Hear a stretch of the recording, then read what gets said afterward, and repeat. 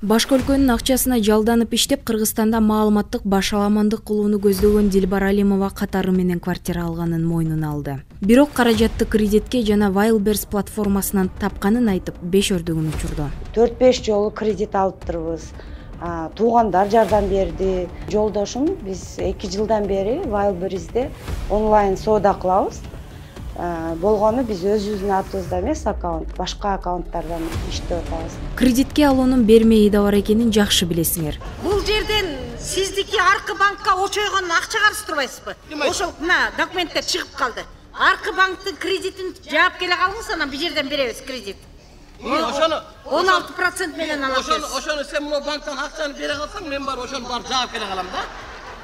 4-5 жолу кредит алып койсо эле квартиралуу болуп калабы. Кредиттен кантип кутулду? Буга жооп катары туугандар жардам берген. Мындан тышкары Wildberries платформасынан тапкан кирешем бар дейт. Акылы ордундагы адам мындай жумукка ишенбейт. Келгиле баарыбыз ушундай жол менен Дилбар Алимовага окшоп квартиралуу бололу. 4-5 жолу улчогон суммада кредит алып Wildberries платформасына катталалы. Туугандардан да 100 миңдеген долларды жардам катары алалы. Дилбар Алимованын айтуусуна караганда, батирлүү болуунун оңой жолу ушундай экен. Албетте мындай жалган аргументтер реалдуу жашоодо ишке ашпайт. Болгону Дилбар Алимова актануу үчүн мына ушундай жоопту айтууга мажбур болду. Сен жанталаш, жаныңды же. Карган. Таңга чыкпай калайын де. Өлүп кетейин де.